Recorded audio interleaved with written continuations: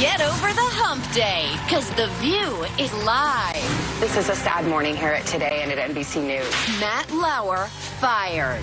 The shocking sexual misconduct scandal breaking now. Are more allegations on the way? Dems ditch Donald. Pelosi and Schumer bail on their crucial meeting with the president. I'm not really that surprised. Was it because of Trump's tweet before the meet? And funny man Jim Belushi's cracking up the Hot Topics table. Let's go! The House of Hot Topics is in session with Whoopi, Sarah Haynes, Joy Behar, and Meghan McCain. Now, let's get things started.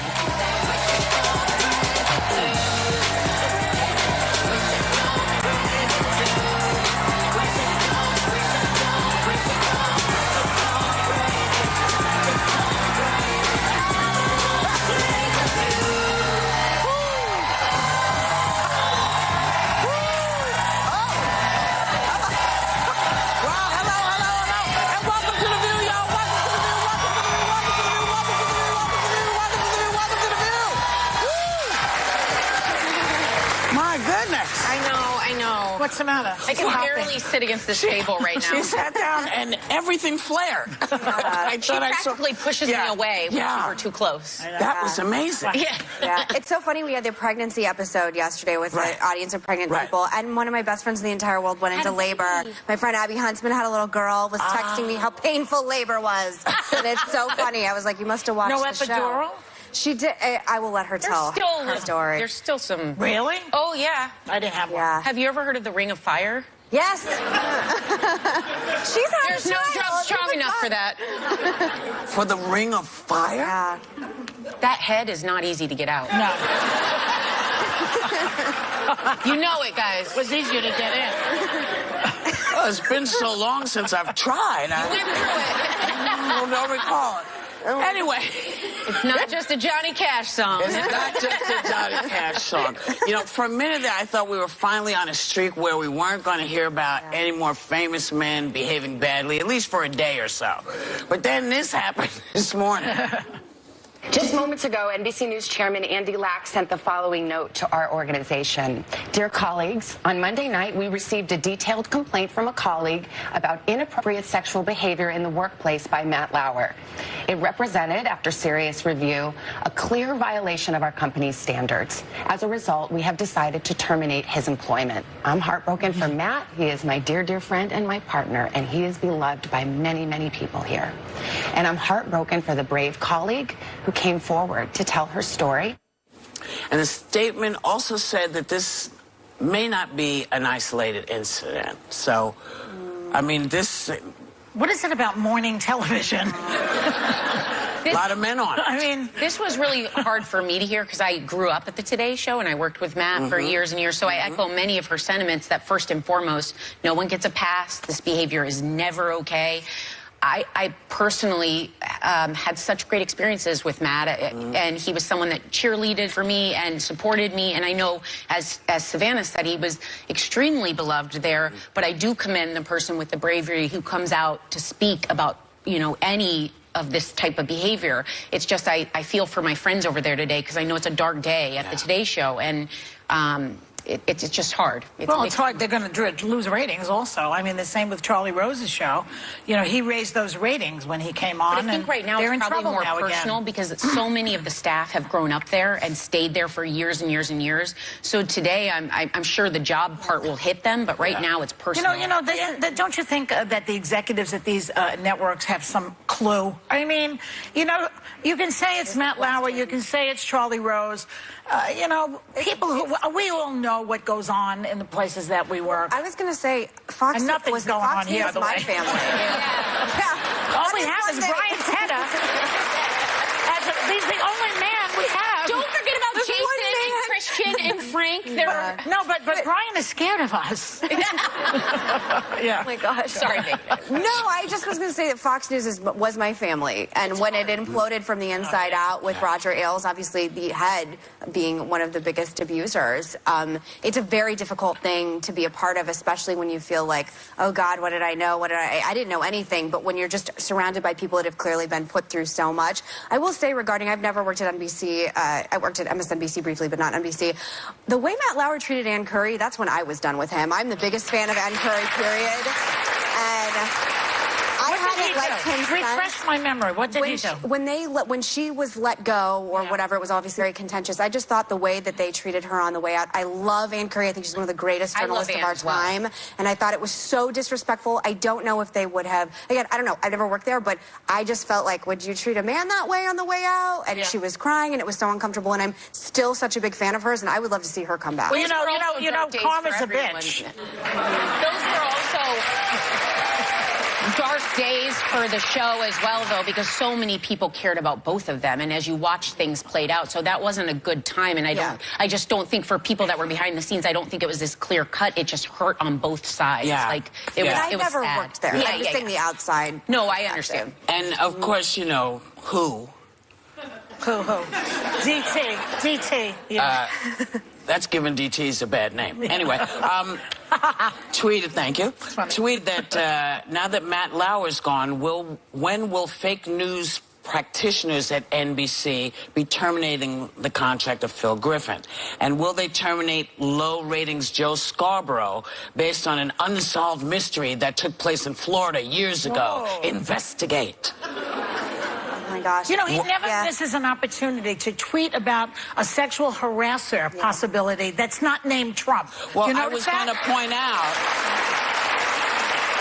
and so I mean, we do this, we talk about him a lot, but today I think it actually warrants it, because this is what I will say to you, new guy. It's all well and good to call folks out. Everybody wants to know that who's out there. Let us not forget that you also have people accusing you. And he worked at NBC. And Oh, yeah. You know, so. But most importantly, I think, and we were discussing this in our meeting earlier, is that there's so much going on in the world. Russian jets buzzed a U.S. Navy plane. North Korea tested a missile last night. Scared the crap out of me when I was cooking chicken last night. Lindsey Graham says that we may be going to war soon with North Korea. And also, of all the things we should be talking about and tweeting about President Trump. There's Niger. Yes. You know, I'm going to keep bringing that up. Because the fact that we lost people over there, that we lost service people, and you have not said, hey, Niger, we're going to come and get you. You haven't said jack dookie about any of that. Well, and Megan, you made a good point about that. You said the more it's playing out, the more it seems like a Benghazi. And if people were enraged about Benghazi, this is something they should be really up in arms about. Angry about this. I don't like when people politicize anything in the military, but especially tragedies like this. I don't understand why we're not talking about this even more. I agree with it. In this show, we'll obviously keep talking about it. But I just think when there are so many things going on in the world, this threat of North Korea right now is the scariest of our generation. And what is he consumed by? Matt Lauer. Well, yeah, because he's really a figurehead at this point. He does not dealing with real issues anymore. It seems like he's just like Mad King George on the White House. I gotta believe other people are. I mean, his team is, but the optics of it are so dangerous because, and him just saying, we'll take care of it. Like, last night I had a friend over and we were panicking watching and they were like, what does this mean? And I was like, it's escalating is what it means. And I don't understand why we're not paying as much attention to it. Yes, I think he has amazing generals working in his cabinet, but saying we'll take care of it. North Korea's rhetoric about him was equally as egregious. And I think that we are living in absolutely perilous times. I'm petrified that Pyongyang is going to end up getting nuked in one way or another, and then we're going to end up in a war, which is not something I've felt in a long time. So, I don't really care as much about some other things that we're tweeting about the hypothetical situation of executives that I'm unaware of more than North Korea right now. I just, you know, look, man, if you hadn't started this, we might not be where we are. Who are you talking about, Trump? I'm talking about the guy in the White House. Talking about the rhetoric. Yeah, The you hadn't started. Because, you know, they were over there. We knew they were there. They knew we were here. But see, when you start send a wolf, well, you don't know what a wolf ticket is. What's a wolf ticket? A wolf ticket is when you slamming down words. You're this and you're that little tiny person. When you start with that, see, when you have crazy eat crazy, right? They do this to each other. And they are not thinking, oh, you know, we're actually running countries. They're thinking, no, I'm going to get you. Yeah, that's right. Empty promises. We have the capacity, and China does, to completely economically bankrupt North Korea. China does. And we were promised with President Trump's chocolate cake meeting with President Xi that would happen. That has not happened. And past that, we're now, as you said, the escalating rhetoric is getting larger and larger. See, if you're going to start rhetoric, you better be ready to fight. And I'm going to send your behind over there to fight him. And send those idiots. Because you're not going to you don't get to hide out while stuff happens. But you know what? We're not going to hide either. But we have to go sell some stuff. So we'll be right back. Still ahead, J-Law and disorder. The biggest problem that Jennifer Lawrence says ended her latest high-profile relationship.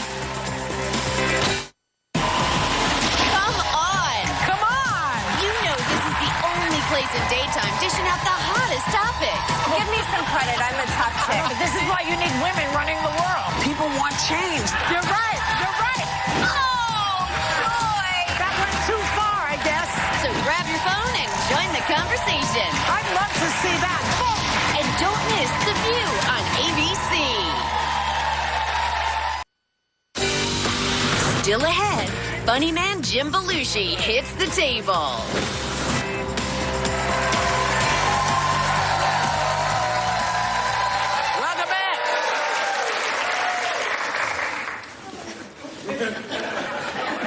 Nancy Pelosi and Chuck Schumer bailed on a White House meeting to discuss government spending, and and here's you-know-who's take on this. Check it out. Chuck Schumer and Nancy Pelosi did not show up for our meeting today. I'm not really that surprised. We have a lot of differences. They want tax increases, and we want major tax decreases. So they decided not to show up. They've been all talk, and they've been no action. And now it's even worse. Now it's not even talk. So this is just a question. Maybe it's me. I don't know. Could the reason for the no-show be that before the meeting, he tweeted, he being the new guy, tweeted, Chuck and Nancy want illegal immigrants flooding in, are weak on crime and want to raise taxes. And he didn't really see a deal. So he said, I don't really see a deal. I mean, would that put you off a little bit? You know, I wouldn't go. If a guy doesn't ask you to go on a date, you don't go on the date. I mean... Or that. My feeling on this is that for next election, we need to get more numbers for the Electoral College. We need to be able to win next time.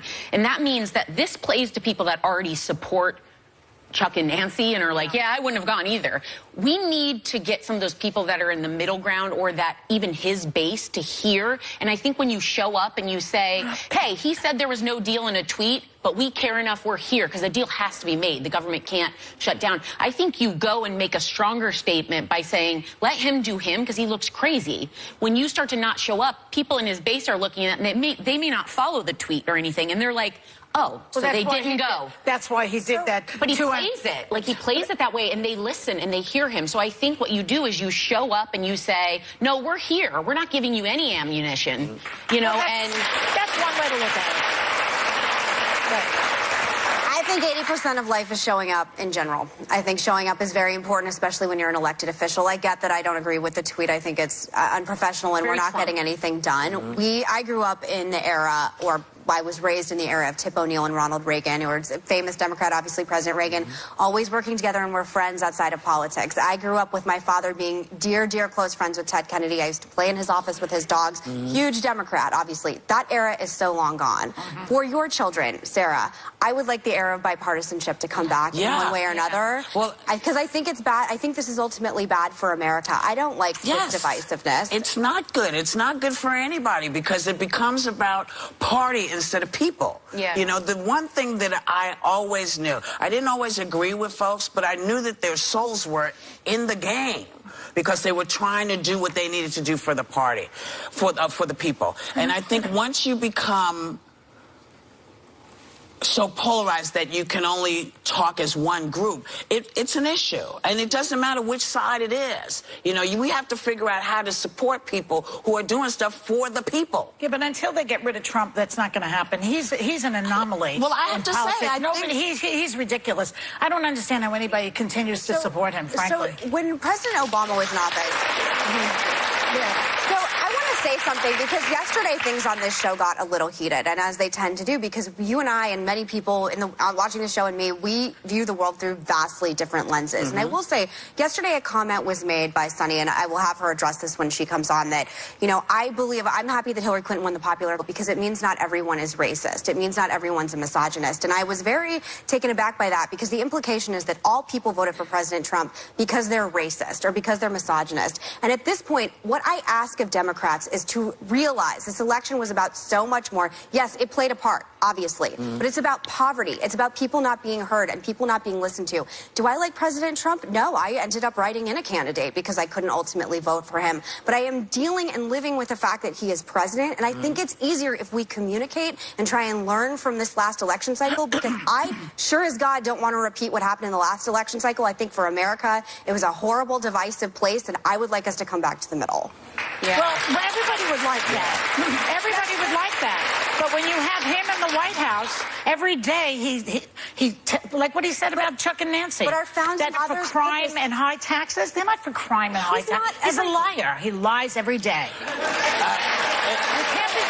cannot go along with that. I'm not asking you to go along with it, but what I'm saying is that I tried throughout the last 8 years of President Obama, and by the way, I believe he nuclearized the Middle East for my grandchildren with the Iran deal, and I had grave issues with his administration.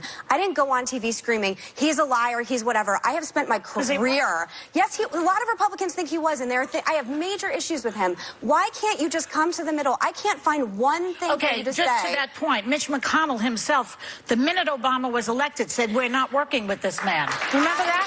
So when you throw in the gauntlet of bipartisanship, there's no place to look but Mitch McConnell. But I understand what you're saying, Megan, and that's the feeling I've had is I don't agree with Mitch McConnell ever saying that. Well, I don't agree with anyone that stood up against Supreme Court justices because they waited for the next administration to vote in. On either side, because for me, you were elected to do your job, and that means you look at what the nomination is now and you vote accordingly.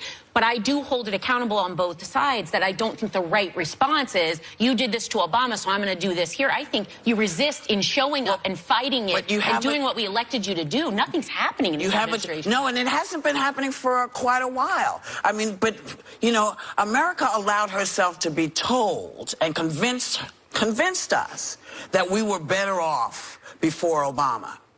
I remember what America was like, what we didn't have, and what the issues we were dealing with. And no, don't applaud, because we bought a can of goods the same way people bought the fact that they believed he wasn't an American citizen.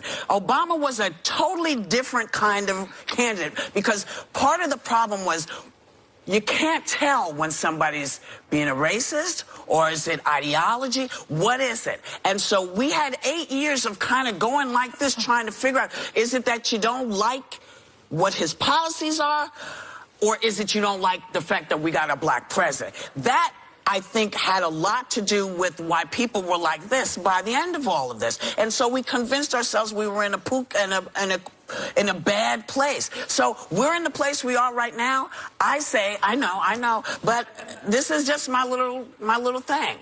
We have to support the people who are taking care of the people. If you're if your elected representative said he thought or she thought it was okay for someone with mental illness to have access to guns, maybe you want to rethink that person. If you have a Republican who said, hey, I'm not putting this person in charge because this is my children. I've teamed myself.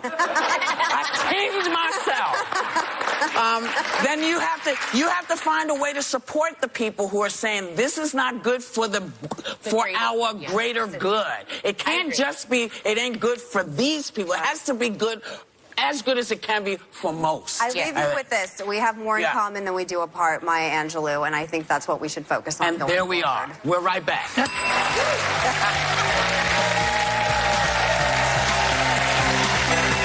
The View Store Online is one-stop shopping for everyone on your list this season. My lovely Sarah, do you know what makes a great gift for the holidays? I sure do. I got you one, too. Grab your gifts from the View Store. It's packed with mugs, merch, and a whole lot more. This is my favorite hoodie. It is so soft. It is so warm. I think it will be your favorite, too. So get your holiday shopping on now, because the View Store Online is the place to be at Christmas time.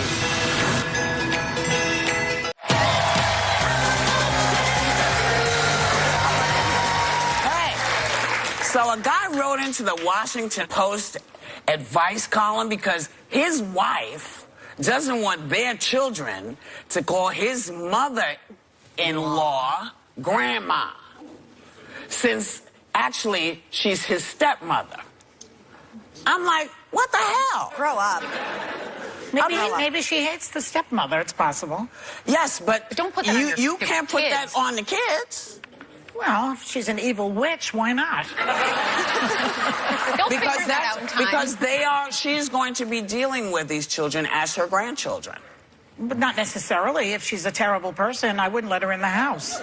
But you don't know that she's a terrible person. You don't know that she's nice. Well, I know that her son is part of the chromosomes that went in to make those kids, and he has every right to say, I would like them to call my mother, who is my mother, his stepmother.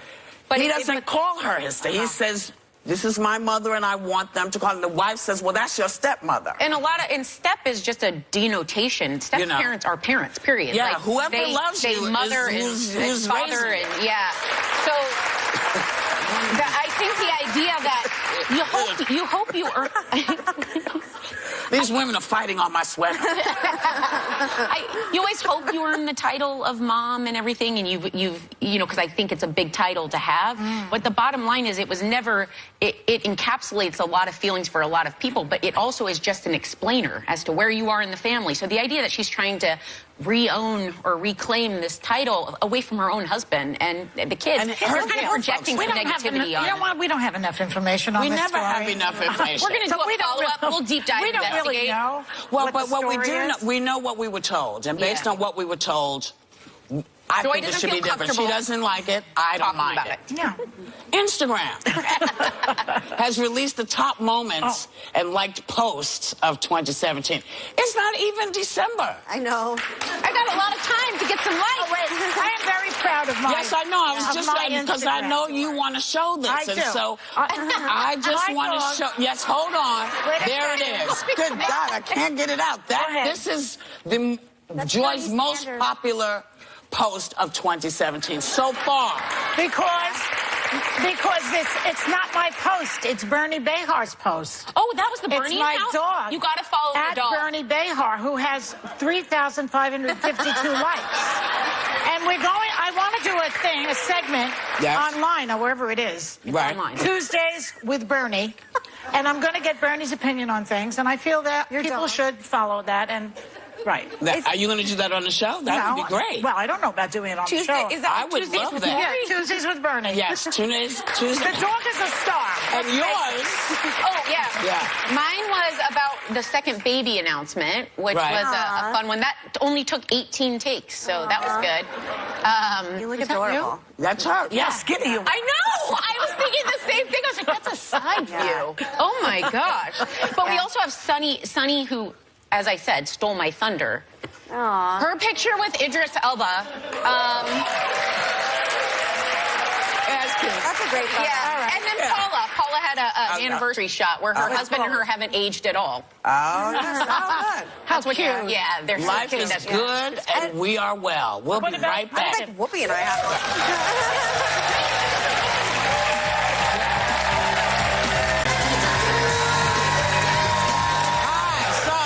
We're going to continue to show you what happened with our greatest post of 2017. This one is particularly beautiful, I think, Megan. That's me getting married with my parents. Yes. That's Ben. Okay, I have one thing to say about this. I love it. I've been getting a lot of heat for none of us physically touching. You're physically touching? Your hand is on for you? Ben and I and whatever, and this looking awkward. We are a waspy political family. We do not express our emotions. You said We're the not other day physical and touch and hug that often, so that's a good representation You said of your my mom family. would rather scratch her eyes out with a spoon Yeah. than talk about sex. Yeah, she would. But people are like, oh, and I was like, we're not emotive people. And why It's do we have to show you that's who we are? You don't know what happened before the picture. You don't know what happened after. That is Lighten up, y'all. And I did want to say, I do miss the picture of Bernie because he had your book, The Great Gatsby. Yeah, there it Which is. is there it is. He's a reader. Yes, he is doing. And you know, it's available on Amazon, and you can also get her reading it, which is fabulous. Well, you know, but Megan is going to give it to all her friends who are Trump supporters. That's a joke. I actually think it's a really hilarious, like, stocking stuffer. Well, I have you here to sign it, too, but to be like, you know, I love The Uneducated, love Joy Behar, like, in the book for everyone. So, yes, I have, like, 11 copies for you to sign. Thank you. Good. Make sure you pay for all of them. Nothing comes for free except my sweaters. Anyway, Jennifer Lawrence opened up about what ended her year-long relationship with director Darren Aronofsky. She said she became obsessed with how critics trashed their movie, Mother, and would not stop talking about it, no matter what she did. Oh. So that's why they split up, because she got bad reviews? You know what? I just looked up and that's what it said. I feel like in lieu of that, I should blame my divorce on Siskel and Ebert. I mean, what does it have to do with anything? I guess if you make a movie with somebody, well, you made a lot of movies. I've made a lot of movies, but never with a boyfriend. Never a director and stuff. And so I guess he was obsessed and she wasn't. I don't know, child. That's too deep. He took it very hard that he got bad reviews. Yeah. And she became the object of the bad review. That's what happened. Oh, yeah, you're right. You did. And he couldn't even look at her. But it's interesting that outside forces, she's saying, like, I didn't want to talk about the movie. I didn't want to talk about the movie. I married a political analyst. All I want to do is talk about politics all the time. And if I couldn't share that with someone, it certainly has brought me closer, especially during the last election. Well, you're a story of how Trump brought people together. Yeah. Trump 100% brought my husband and I together because both of us were not early Trump supporters. Silver lining. I know that is a silver lining. Silver lining for them. Yes. And is he now a Trump supporter? No. He's not. I mean, he wrote in. He also wrote in. But he's you guys wrote my name in, and I'm just going to say I would have loved to have come to Arizona to come and run the state, but I couldn't. And stop writing me in, Megan. And we'll be right back.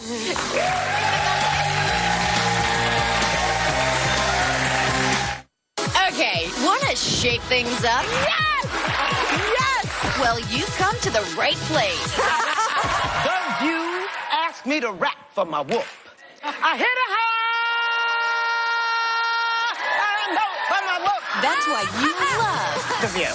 Yeah. Drop the mic on ABC.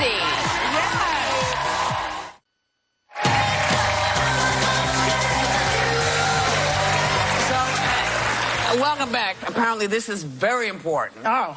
Comedian Kevin Hart has been raving over the birth of his third child, but points out that he has not changed a diaper.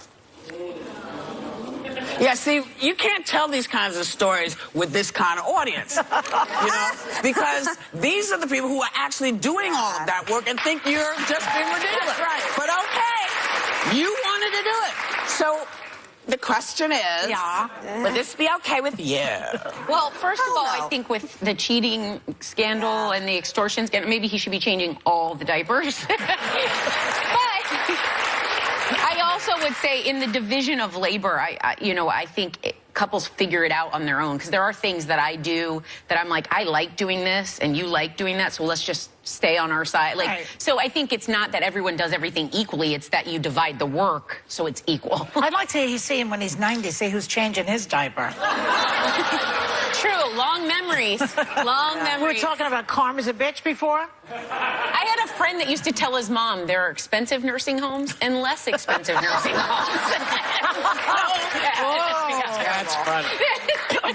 Yeah, I mean, I just keep thinking of him with the cheating scandal, and I think anyone that cheats on a pregnant woman, I think there's a special place in man hell for you. So I'm already kind of done with him too. But yeah, I mean, I don't have children, but there's none of this women only do X, men only do Y. Give me a break. It's 2017. No, I put that in my online profile. I was like, I don't do lady stuff, so if you're expecting to eat and like clean and whatever, you're gonna want to bring those skills to the table.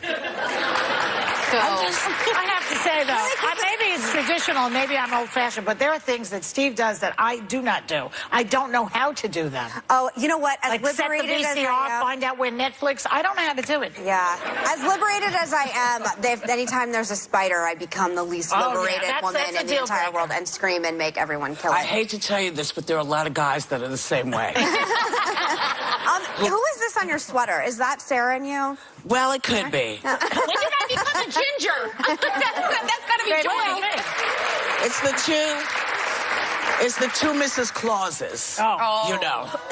The two Mrs. Clauses. Face off. Yeah. And if you get too warm, you can open it up, take it off. And where can I buy them? Well, maybe you could get them in Zappos. I don't know for sure, but maybe. These are the Christmas sweaters. You know, I do these crazy things every year, and I love them. One. The hoodies are great. You want me to wrap that? You want me to wrap the ending? No. You mean goodbye wrap. Okay. We have another segment. We'll be right back. Drop the beat.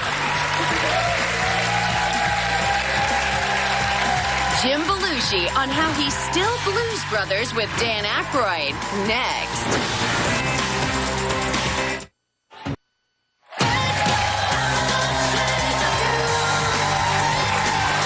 Jim Belushi's been making us laugh for a long time, but he now has a standout dramatic performance in Woody Allen's new film, Wonder Wheel.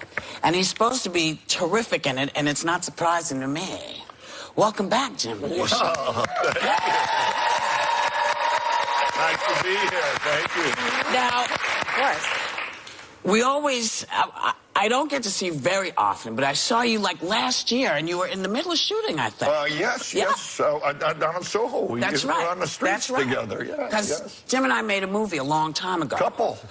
Oh, that's right, couple of movies. My Yeah, bad. we forgot about Homer and Eddie, You right? made a lot of movies when you forget which ones you made together. And so was Thanksgiving good for you? Where were you? Well, I was in Paris promoting this film, so I ate my way through Paris. Bread, butter, coffee. Then I flew home and had a big Thanksgiving. I was in Oregon with my family, and I put on a lot of weight, and now I'm fasting. I have been fasting for 4 hours. Wow.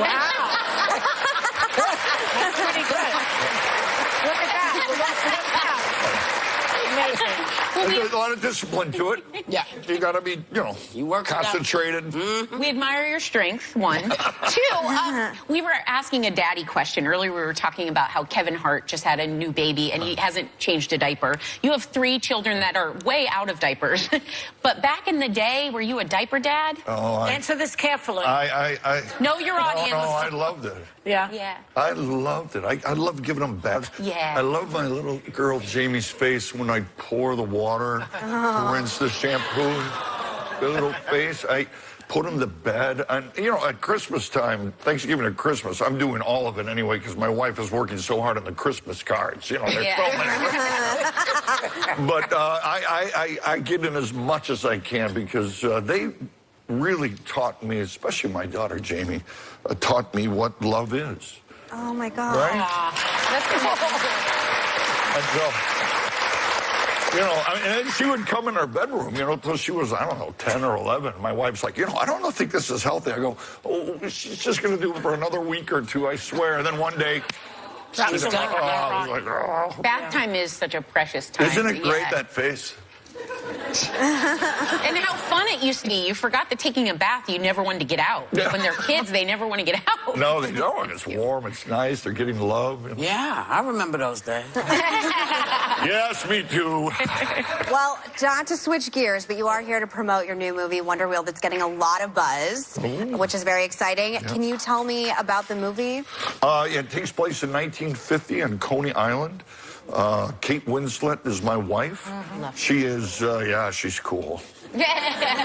She's really great in this movie. I mean, she plays my wife. She works in an oyster bar, and I do the little carousel at the Coney Island. And I guess that shows us having a little fight. And you play a carousel operator, correct? Yes. Did you ever have a job like that when you were growing up? Well, I've shared a lot of information with my wife, but, honey, I was a carny for a little bit. I worked the, those little pewter milk. Right. Oh, the toss. Yeah, you throw the You can't win. Right. Well, I got fired because I didn't set it up right. You have to set it up right for it never to all go down. So everyone won on your watch. Yeah, so it wasn't a carny for long. Well, I saw the movie. Let's watch a clip. I liked it a lot. Let's watch it. Since when do you know what happens inside the rackets? How could I not know? Can't be married to one of those guys and not pick up on what's going on. I told you not to marry that racketeer. I told you he was all mobbed up. He stank of murder. She found this greaseball exciting. He wasn't even good looking. He was a punk. I need a drink. Forget it, Humpty. Calm down.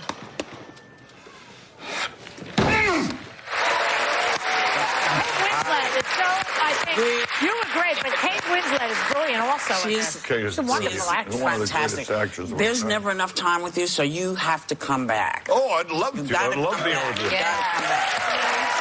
Thanks for your support on the movie. Well, it's really something, and I'm kind of confused now. Why? What would you like? Thank you. Oh. Thank you, Jim Belushi.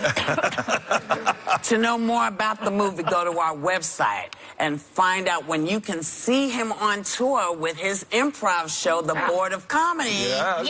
Very good. Wheel of Wonder is in select theaters on Friday. Thank you for watching. Thank you for coming. I love it. Have a great day and take a little time to enjoy.